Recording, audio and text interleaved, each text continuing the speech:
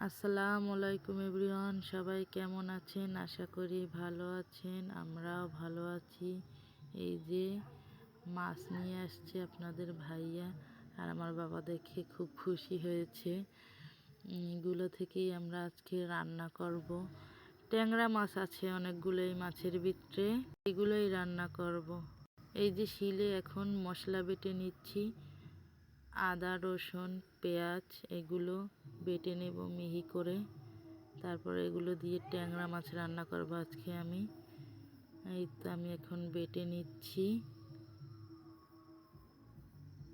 এই মিশ করে বেটে নিয়েছি। এই তো আমি ট্যাংরা মাছগুলো ধুয়ে নিয়েছি। এখন লবণ, মরিচের গুঁড়া, হলুদের গুঁড়া এগুলো দিয়ে মিশিয়ে নিব।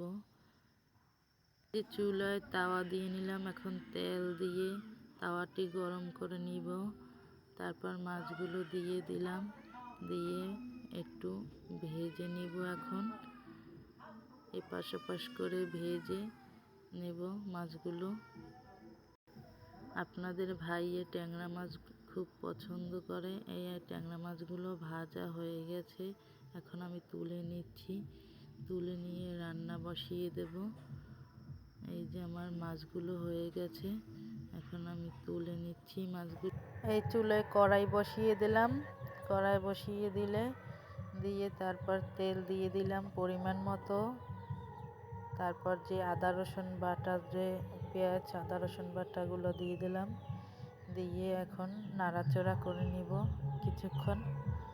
কিছুক্ষণ মশলাটি কষিয়ে নেব। কষানো হয়ে গেলে একটু পরিমাণে ঝোল দিয়ে দেব। ঝোল দিয়ে আবার ভালোভাবে একটু মশলাটা কষিয়ে নেব। কষিয়ে নিয়ে তারপর এখানে কিছু মশলা অ্যাড করব। এই তো আমি নাড়াচাড়া দিয়ে নিচ্ছি ভালোভাবে। এবার লবণ দিয়ে দিলাম পরিমাণ মতো, মরিচের গুঁড়া, হলুদের গুঁড়া, তারপরে দিয়ে নাড়াচাড়া করে দেব। কাঁচামরিচ দিব কয়েকটা।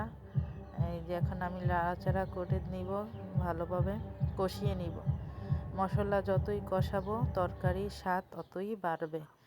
এই জন্য আমি ভালোভাবে মশলাটি কষিয়ে নিচ্ছি। এই যে আমার কষানো হয়ে গেছে প্রায়। এখন আমি গরম মশলার গুঁড়ো দিয়ে দিলাম।